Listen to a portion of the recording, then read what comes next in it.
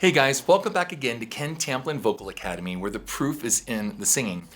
We got a lot of requests for this. Panic at the Disco, Brendan Urie, and I want to just kind of walk through some stuff. Before I do this though, Vocal Coach Reacts stuff, a lot of this kind of makes it look like, we've never seen these videos before and we're just wowed by them when we have, all these faces in the thumbnails and stuff like this. I just want to be transparent and straight, and I want to give credit where credit's due. I want to, talk about things that might help you as far as technical aspects of different people's voices. Brendan's a great guy. His music is great, or his singing is great. And there's some things I'd change about it too, for myself, and it's a personal thing. But I also want to say that he's sort of touted now as, the modern day Freddie Mercury in a lot of forums and things that I've seen. And then he's also got a crooner side to him too, and he's got a lot of really unique styles that he goes through. So without much further ado, I want to go ahead and play the Voice 2018 live finale first, and we'll just kind of comment as we go. So let's get started. Here we go. All my life been hustling, and tonight is my appraisal, 'cause I'm a hooker selling songs and my pimp's a record label. Okay, I gotta just say one thing right out the gate. First of all, he's got that crooner side to him, right? But he's talking about, that he's a hooker and his pimp is the record label. So he's obviously gone through some stuff here. So it's not just the technical aspect that makes up a singer, it's what they have to go through that makes them great, and the pressure that's applied to them that makes them great. So he's, and by the way, I also know too that he was a Mormon, and his family grew up in Utah, and they moved elsewhere. But it's a bummer, because there's like a certain vendetta against his own, let's call it religion. Now, I'm not Mormon at all, but there's an angst to this, and he's alluding to that. When I was on Tosh.0, by the way, the same thing. Daniel Tosh, I think his dad was a pastor, and he said, as far as the 5 siblings, he strayed the farthest. So there's a whole pressure system that goes into singing like this, and so I want to put that here, because I don't want to just make this all about technical this and woo, he did that. Let's talk about the whole artistry of all this as we move along. Here we go. This world is full of demon stocks and Bible traders. The world is full of demon stocks and Bible traders. So like read the lyrics on this. And you guys might not even care about this. You might, Ken, just show me the singing. Okay, and I am, and I will. But I want to show you also too what drives people. Freddie Mercury was a very spiritual guy. I mean, listen to a lot of his songs. He talked about God all the time in his music. So this is a big speaking point for me, at least, when I think about what drives people for greatness. Okay. So I do the deed, get up and leave, a climb a rant, a sadist, yeah. Are you ready for the sequel? Ain't ready for the latest? In the garden of evil. In the garden of evil. I'm gonna be the greatest. I'm gonna be the greatest. In a golden cathedral. I'll be praying for the faithless, and if you lose, boo-hoo. Okay, now Brendan, I love you, dude. You're an awesome singer, but it's also obvious, unless this is just a music video that was played on here and you just came in and sang it, you're not singing that part of these things live, because you can see when you take your hand away from the microphone, you're not syncing with it. So, and I know you tout yourself on doing this live, and I get that, and you do, and I've seen a lot of really good stuff of yours. This particular part, so I'm not dissing you on this, but this particular part, I was gonna say it's like MTV in the same kind of way, but in this case it happens to be The Voice. So let's continue. Hey, look, Ma, I made it. Hey, look, Ma, I made it. Everything's coming up aces, aces. It's a dream, don't break me, don't break me.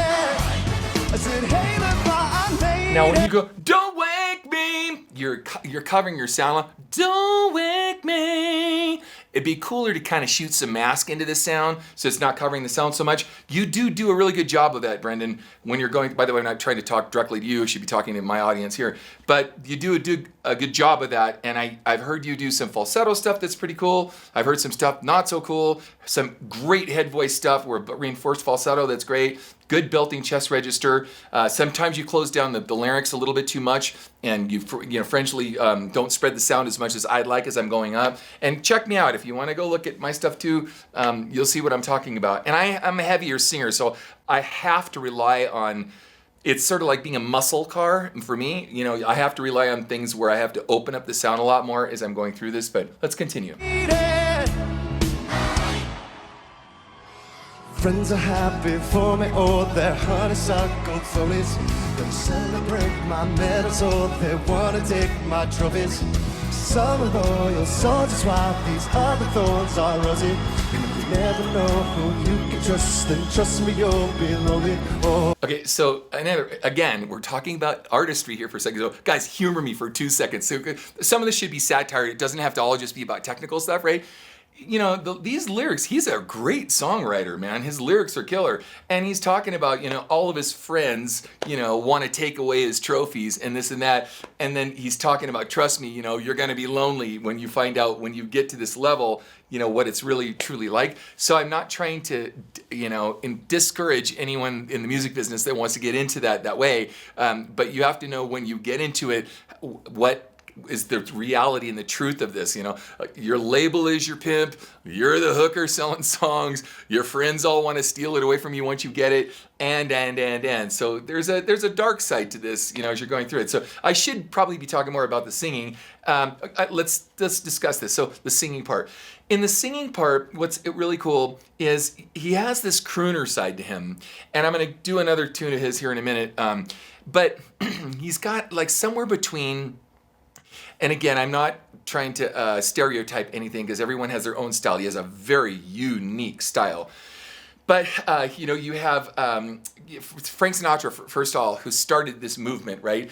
And in fact, you know what, I'm going to save this for the next video, but I'm going to talk about different crooners that it's obvious that he's been influenced by, whether it's Michael Bublé, you know, and what's his name, Junior? I'll think of his name in a second. But anyway, you can hear all these influences, but then he's got the Freddie Mercury side too, where I could see where people could see, you know, or think that he is more of a modern day Freddie Mercury in that sense. So let's continue.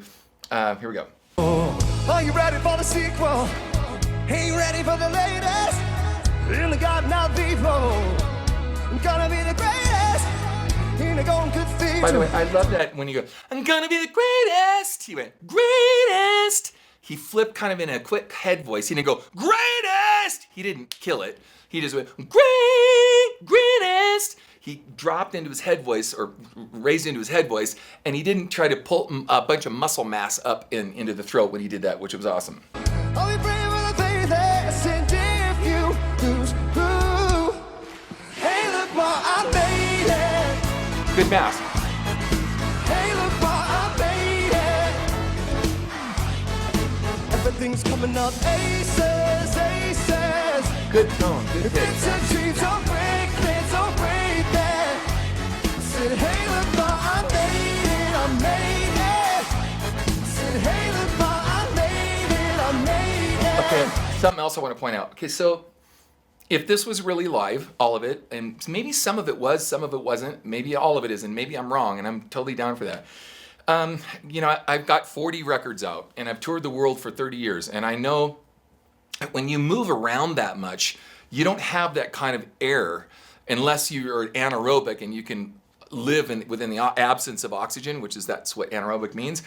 So you can tell he's a good dancer, he's got a lot of groove and stuff, but it's pretty stinking hard to have that kind of groove. In fact, Bob, if you can, when you get a chance, I have an assistant, and it's going to be way different than his stuff, guys, and you may or may not even like it. But Bob, post the shout video on the description of me running around a stage, and you know how much energy is required and how much you have to get, you know, the control of the breath to a point where you literally are feeling like you're just holding your breath the whole time as you're going through singing this stuff. So either he's just got unbelievable breath control, or you know he's able to dance and then, you know, pantomime, or just, you know, lip sync this song here. So here we go.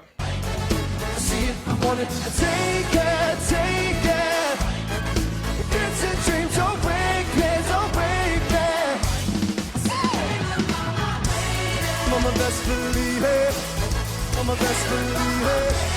Think I must be dreaming. Think I can dream it. Mama, best believe it. I wish I could dance like him. Think I must be dreaming. Hey, look all I made it. And then, you know, something told me he sang the last line. I don't know. It's kind of weird. It's like, you know, it's weird. There's certain parts where I say, yeah, you did, and some other parts I'm kind of going in and out. But regardless of that, he's still a killer, amazing, talented artist. Get back to the Freddie Mercury thing for a second. We need a lot more Freddie Mercurys out there, and we need a lot more talent like this out there. And Brendan, kudos, man. Good job, and light the torch. I'm sorry if there's, you know, spiritual things that happen in your life where you write songs that you feel have to reflect, you know, your past in ways that, you know, isn't as positive. But it's satirical too. I can tell you're, you know. And by the way, it's not just spiritual. It's everybody goes through this. You know, writes through. You know, the Eagles were selling their albums on their own website. You know, towards the end there when they're like one of the greatest rock bands in the world. So anyway, let's continue. So.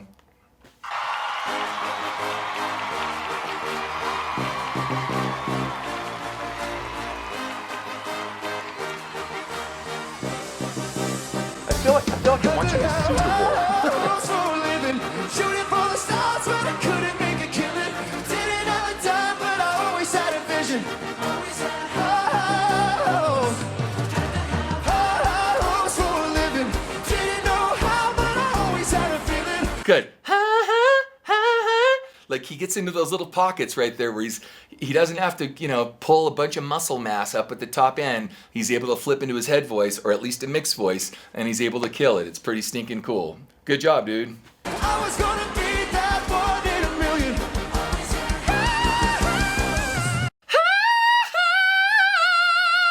So he's like, he can kill the high end too. Great reinforced falsetto up top. Love that for sure.